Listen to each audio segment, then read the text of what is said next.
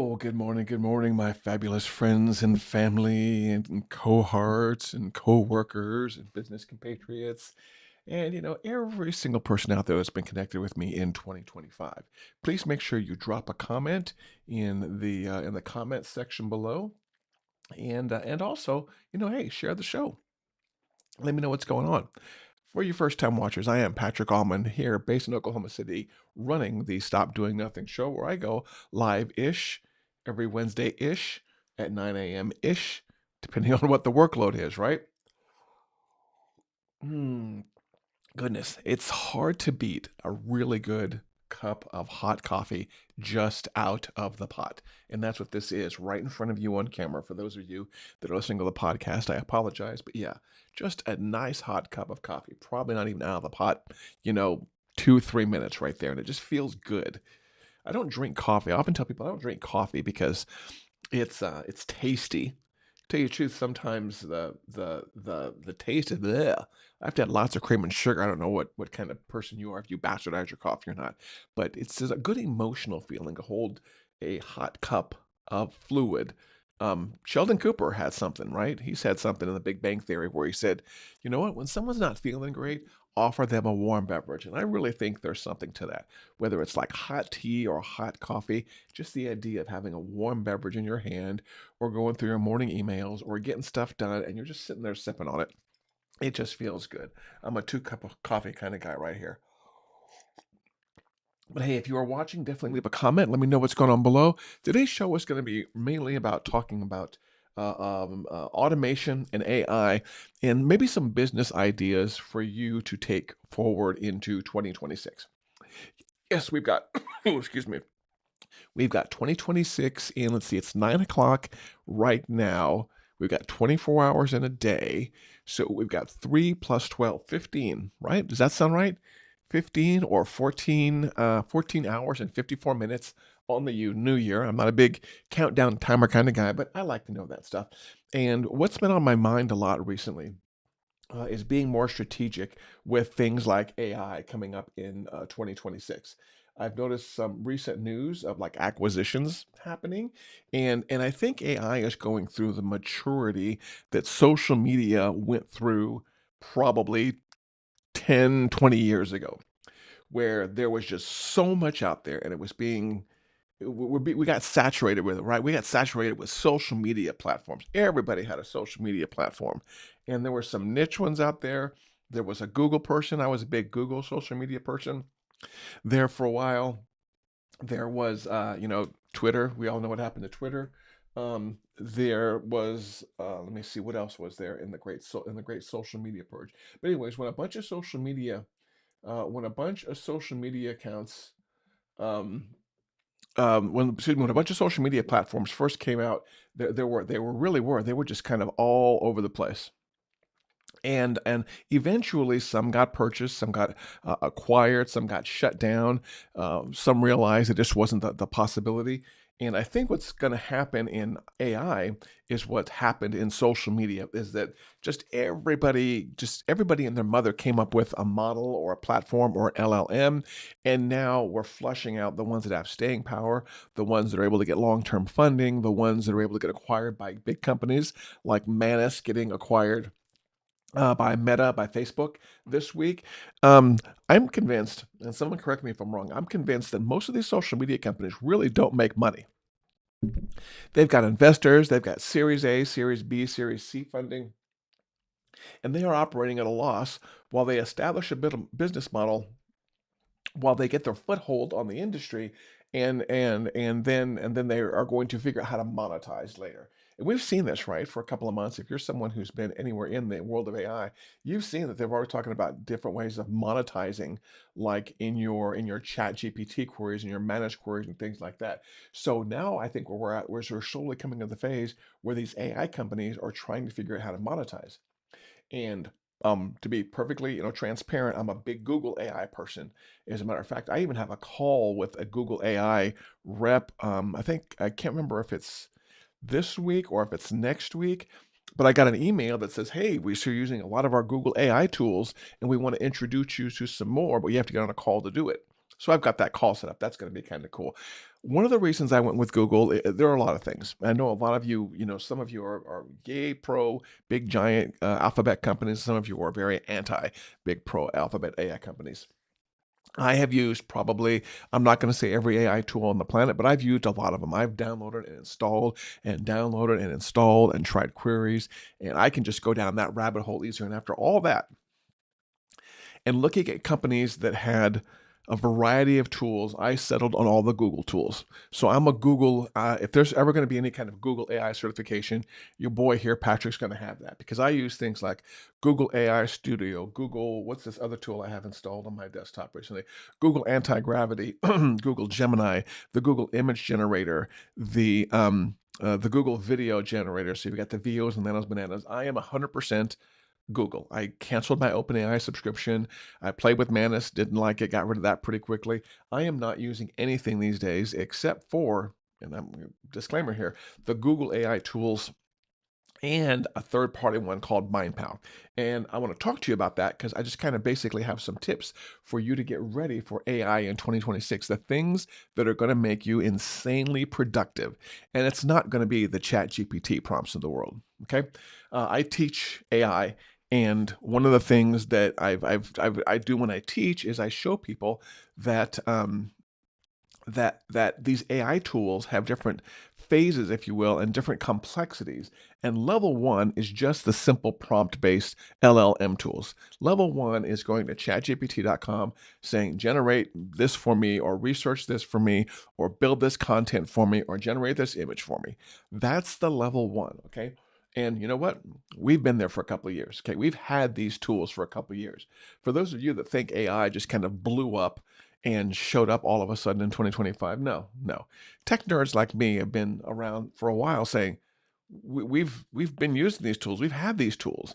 I mean, yeah, we're starting to use them a lot more, and we're starting to focus a lot more on the strategic use of them. But these tools have been around for a while, and they've matured. So as you go into 2026, I want you to mature also, and I want you to start using tools to get more use out of AI. And when I say tools, I'm not talking about models, okay? We've got, several chat GPT models, several Gemini models, several Manus models. I'm not talking about bigger and better models. To me, the model you use is probably kind of irrelevant depending on, if it some of these models are just have more data in them. Some of these models are specialized, like image models or video models or tech models or code models. Though those are great. Models is not where it's going to be at, in my opinion, in 2026. The real value is going to become taking it another level and using workflows, if you will, and using specific agents. Okay. So let's talk through this. And again, I'm going to give you some advice as to what you should be doing in 2026. So the levels of tools out there are the simple text-based LLM AI tools. You can fire up Manus, you can fire up ChatGPT and say, generate content for me. Okay. That's level one. What you need to be looking at 2026 is the level 2, 3, and 4 tools. Okay. Level 2 tools are taking some of these LLMs and creating specific agents for them. So if you haven't done that, please make sure you get on that in the next week or two, is you can go into things like ChatGPT and Gemini, and you can build specific agents that are hard-coded and fixed to do a certain role. That's something else that's going to really make AI productive for you. Okay. In ChatGPT, it's called a custom GPT. And when I was using OpenAI, I had several custom GPTs and several for clients. I'm using AI for clients. I'm not even telling them to just make sure that our agency can move faster and help them more. Over in the world of Gemini, it's called a gem. It's a custom gem. So I have a stop doing nothing content gem. I have a stop doing nothing video idea gem for these weekly live streams. I have, like I said, I have a gen for image generation, a gen for content generation, a gen for marketing ideas, a gem. I keep saying gem, GEM from Gemini. So I have like 5 or 6 specialized gems.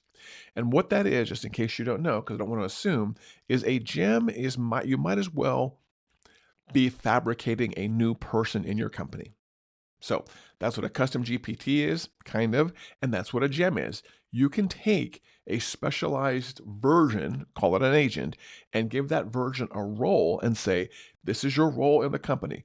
This is your level of expertise. This is what you take in. This is what you crank out. And when you crank it out, I want it in this format with this many words or, with these parameters or bounded by these specific characters. That's the beauty of these custom gems of that, okay? And again, if you haven't done any of these yet in 2025, please make sure you get on this in the first couple of weeks of 2026. What kind of gems should you generate? I have one that just branded images. So my company, Stop Doing Nothing, has a certain look and feel to it. Branding. Whenever we onboard new clients for our agency, one of the first things we do is we either ask them for a branding document or we make one for them, and that has to do with, graphic styles and layouts. What colors do we use? What emotion are we trying to convey? What's our tagline? What's our messaging? For those of you that are branding experts, and I would never claim to be a branding expert, but when you get a branding document, there is all kinds of details. And I've seen some amazingly detailed branding documents. So it helps to define a custom GPT or a custom gem to be your brand image generator. And what you do is you feed it all that information about how you would do branded graphic elements or branded video elements in your company. So, for example, I have a tool I built in Google AI Studio where I have defined my brand colors, the fonts I want to use, what I want down in the lower right hand corner or the lower or the third of the images, how many words I want it to be, what I want the background to look like. And I can actually go into Google AI Studio now with this tool, this branded image generator, and I can say, here's like the show, for example, like this show right here. I can say, here is the title I want. Give me image options.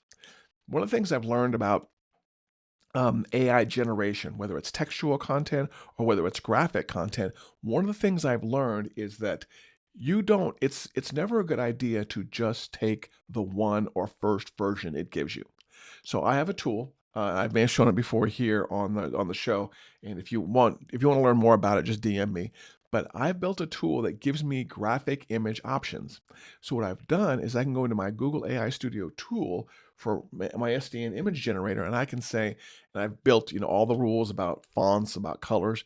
But in the instructions, I said, give me 3 options. So every time now I go into Google AI Studio into my SDN image generator, I can say, give it three. It gives me 3 options by default. And I think I said for option one, I wanted this. For option two, I wanted this. So when I say generate an image, oftentimes, because I'm not a graphic designer, I don't know what I want. I need to see ideas.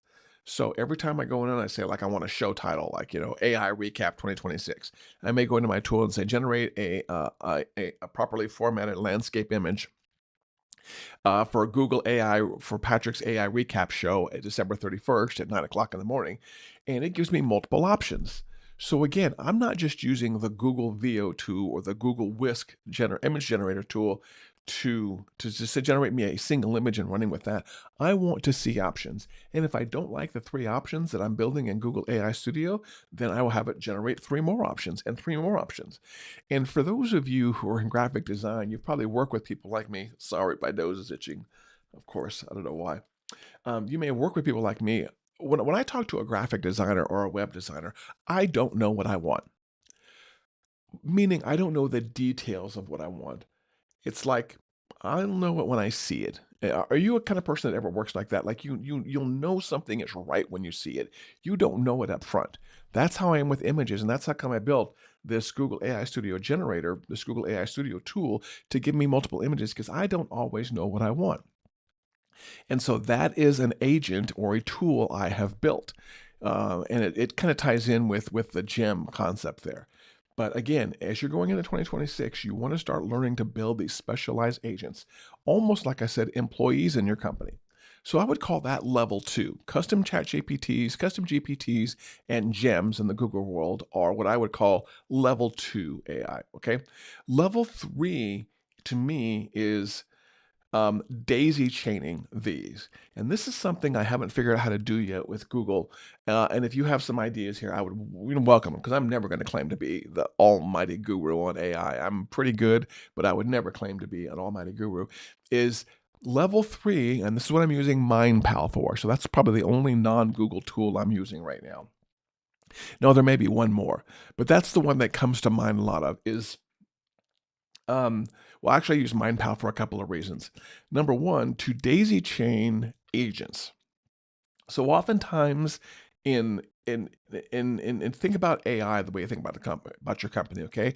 Oftentimes you have a particular role who does some work in the company, and that role has some output, like a graphic design image, and that role takes that output and gives it to another person in your company. Maybe it gives it to the person who schedules your YouTube lives. And that person that schedules YouTube lives then takes that image and uses it for promo footage. And then maybe they take that output and it's handed off to somebody else in your company. So imagine having all these specialized roles in your companies. That's what custom agents are. It's one thing to build them though, and another thing to daisy chain them. And so that's where MindPal comes into play. And I have an affiliate link if you want it. I won't never die by it. But MindPal is really good at daisy chaining these roles or these functions inside your company. So you can go to ChatGPT and generate a custom GPT for a certain role. But then if you want several of these and you want them to hand off control from one agent to another, you need a tool like MindPal. And I have to admit, I haven't found too many native tools in the LLMs that allow me to build workflows. That's what MindPal does, is MindPal allows you to build workflows. Inside of MindPal, you build all these specific roles for these specific agents to do something very specific for you. And then the cool part of MindPal is over in the workflow builder, you're basically flow charting and you're saying agent one does this. The output of agent one goes into agent two. Agent two does this. The output of agent two goes into agent three. Agent three does this. And I've had up to a 10-step workflow before in MindPal when I was using it for content generation. I would basically tell MindPal in the beginning because these agents are very specific and you have to give them very specific roles. So agent one is pulling an idea of blog content from a Google spreadsheet. Okay, that's what agent one does. Agent two takes the output from that that idea output, that general idea, let's say money management, okay, or content creation, or how to be a better fitness person. Agent one takes that, pulls out the general idea, he feeds that to agent two. So agent one goes into a Google Sheet for me, pulls out a random general idea, and hands that off to agent two. Agent two helps me generate a specific topic to talk about for that idea. So if it's content creation, maybe it's how to do, more live streams or to get 100 pieces of content out a day. Not impossible. Um, so agent one, general idea, feeds the general idea into agent two, specific idea, and then agent three builds. The way I built it, it was building a basically entire blog post for that specific idea that came from agent two, right? And then agent four was taking the blog post and then working on the title, and then agent five was taking the title and the blog post and working on the image. So again, I've got these very specific AI roles defined, and they're just doing one little part of it. Now, if you think about it, if you were to build a company to do this, if you were to build a company to have someone that just opens up a spreadsheet every day and pulls off a random idea, that would be pretty expensive. But whipping up an agent to do that, especially with Google stuff, is not hard. And so MindPal, if I was logging into my MindPal and show it to you, you would see that I have workflows that are just like agent one doing something, handing it off to agent two, handing it off to agent three, handing it off to agent four. It's beautiful. It took work, but it's beautiful.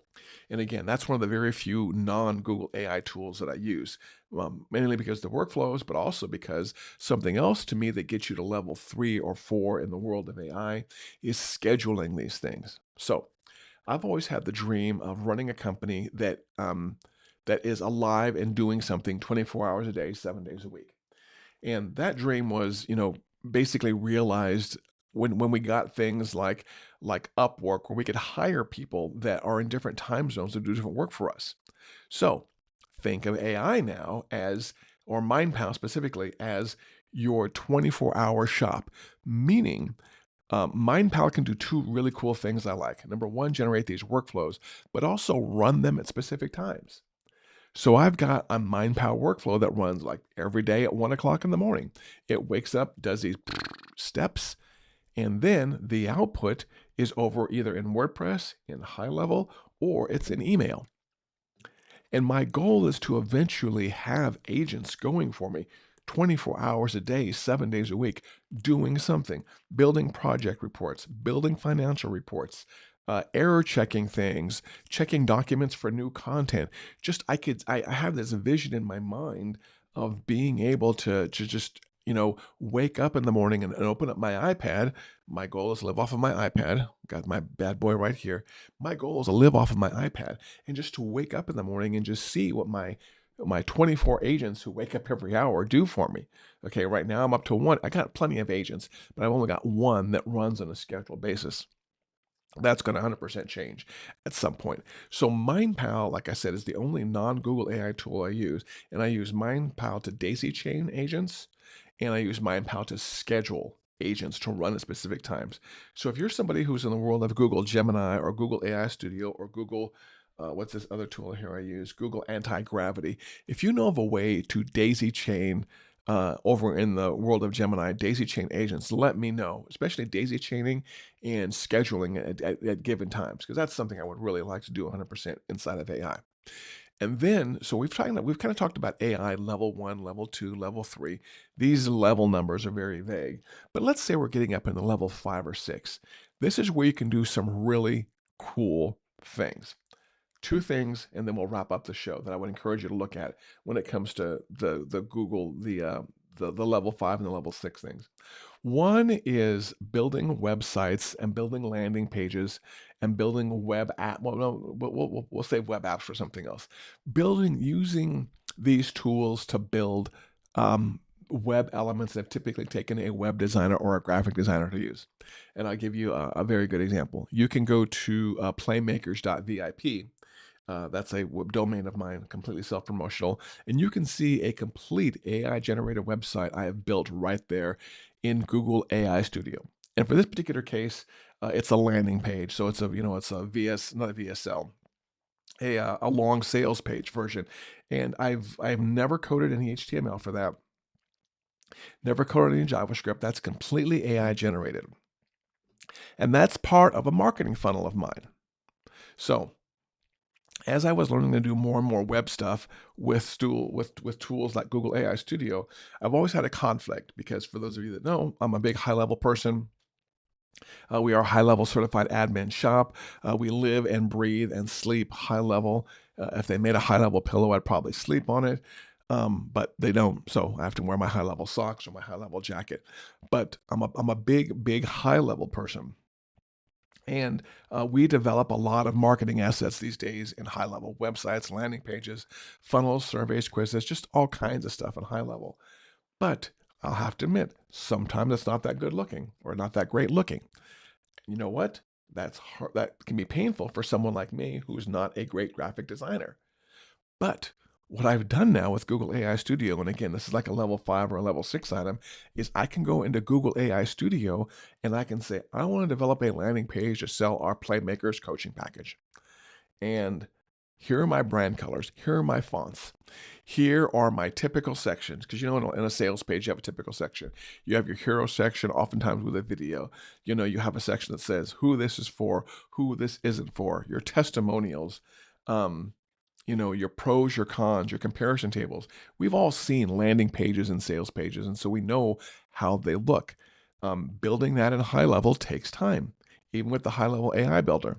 Sorry, Sean and guys, I love my high level stuff, but that web builder just is not there right now. And again, I know this from experience. If I recommend something, or I tell you, or I don't recommend it, it's because I've used it and I don't like it. And I can take, a prompt that I use in Google AI Studio to generate the beginnings of a landing page, and I can feed it into the web, into high levels web page builder. Don't get near the quality of output. Not even close. So for the time being, I'm going to be building that. But my challenge is oftentimes that doesn't go well with high level because usually you have a funnel that's 1 step, 2 step, 3 steps. So I kind of bastardize my funnel. Step 1 is my landing page over in Google AI Studio, and then step 2, 3, and 4 are regular high level order form /confirmation /upsell steps there. So that's how I'm kind of getting around that is I would rather than do that thing where I've seen a lot of people do, like take chunks of AI generated web pages and put that inside of high level sections. Bleh, I'm not doing that. I'm not doing that for now. I'm just going to continue to use these builders because you know what? That's what's convenient and quick for me. And I've tried to use the high level page builder, a web page builder with AI prompts before, and there are times where it just loses its mind, it gets lost. And I've opened up a ticket on it, and that's what they tell me is sometimes the page builder just gets kind of stuck in the background. So I'm sure it's a good page builder, and I'm sure High Level is doing the skateboard model of things, but I just know I have to use the tool that works right for me, and that is Google AI Studio. Some of the other things that I didn't get a chance to as I wrap up here, when we're looking at like maybe level 6 and level 7 things, is with this Google, and I could probably do a whole show on this, with this tool here on my machine called Anti-Gravity, I can actually generate local apps on my Mac that run. So Google Anti-Gravity is Google's IDE, Integrated Development Environment, is what I believe IDE stands for. And with Google, I can actually not only generate web apps for this, I've actually generated apps on my Mac. So I can use AI prompts to build local native Mac apps. I think normally that would be done in Xcode, right? You developers, you would know that. But that's where I am right now is I'm playing with tools like the anti-gravity. And apologize if I keep looking over here because it's got a cool icon in my Mac toolbar down here. But Google Anti-Gravity is something I don't have a lot of experience with. But a couple of weeks ago, I've played with it and I dabble in with it every now and then. But it's really good if you want to build like a local app, AI-based app, and just have it running on your Mac toolbar. So, for example, like one of the very first things I built is I used AI to build like a time tracker, and it was actually running up in my Mac toolbar. That was freaking amazing, if you ask me. That's cool. So again, as you head into 2026, be looking at where you are in AI and what you can get to the next level to be productive. And not only be productive personally, but to have more kind of autonomous 24/7 productivity in your company. Okay. AI is great, and it's great to have Perplexity or ChatGPT and ask it quick questions. But what's really going to help you excel personally and professionally is if these AI agents are awake and running and doing things for you 24/7, whether it's content creation, whether it's application ideation, whether it's constant research. I mean, the internet's alive 24/7. Okay, we have to get rid of this concept of a 7-day work week with 5 days and a weekend. Okay, that has gone out the door a long, long time ago.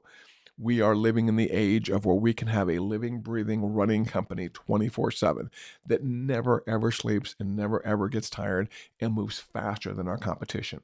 So, this is your mission for 2026 as we wrap up here, okay? This is your mission for 2026.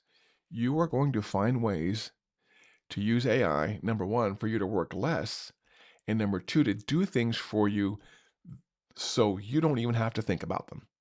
So, I want you to start working on agents and workflows, sitting down and putting in some quality time and saying, what do I want this to do? And when do I want this to run? And me as a business owner, how do I want to receive the output and know that it's been done right? And for me, for example, like I said, it's a blog post ideation. And I wake up every morning and at 6 or 7 o'clock, I have an email from MindPal that says, I ran that thing for you at 1 or 2 o'clock in the morning. Here's all the output. Do what you want with it. Okay. I'm not at the point yet where I'm doing automated content creation or automated blog posting without a human intervention. Okay. It's kind of a gray area for me. And I always like having a human involved in the process. But that's what I want you to get to in January of 2026. So your mission for January of 2026 is to start looking into custom GPTs, custom AI agents, custom gems if you're a Google guy or whatever Manus. I don't know what the custom one at Manus is. Excuse me. My nose is itching again. And defining specific agents and then daisy chaining these agents together to do complex tasks for you. So think about this. Your agents don't ever make an AI agent try to do something too complex. Make it very simple, maybe a singular task. But to do that though, you're going to end up having more agents. So if you want something that seems pretty easy in your brain to get done because you can automatically daisy chain the steps, In the world of AI, that may be several small, simple agents, if that makes sense there. But yeah, do me a favor. Like I said, check out MindPal. I've got an affiliate link someplace on stopdoingnothing.com. I think if you go to stopdoingnothing.com and you go to tech partners at the bottom, I have affiliate links for all the tools that I recommend. And one of them is MindPal. And there is a MindPal affiliate link there. And if not, just DM me and I'll get you the MindPal thing. That's what you're going to do in 2026. You're going to get more time in your personal life, more time in your business life, and move faster than your competitors because you're going to have AI agents working for you 24/7. And if you love this topic and you have no idea what I'm talking about, hit a brother up. You can text me. The number shows up at the bottom of the show, 405 217 4752. You can always email Patrick at stopdoingnothing.com or just DM me on social media sometime. And I will share everything in my brain with you at zero, well, at mostly zero cost. Brothers got to eat, right? You have a great 2025. The remaining, what are we at? 15, 14. It's going on 10 o'clock. So 2 plus 12, 14 hours. So 14 hours, and see if I can do it in my head. Have a good 14 hours and 26 minutes. If you're in the US Central Time Zone, obviously East Coast, Mountain, and Pacific is going to be a different amount of time. But thank you for watching the show. Make sure, as always, you subscribe on YouTube. Like, share, and follow. You know the deal. And I will see you in 2026. And what should we go out with? Let's go out with some Kayla Love and the rap, okay? If you haven't heard the rap, this is the coolest thing ever. There we go. That's why you haven't heard the rap. See, do I have it here someplace else? Did I really not? See, this is what I get for cleaning up my web. This is what I get for cleaning up my web experience. That's what I get. The rap didn't work. Sorry about that. Subscribe, like, follow, and you have a great 2025. And I will see you again in 2026. Take care.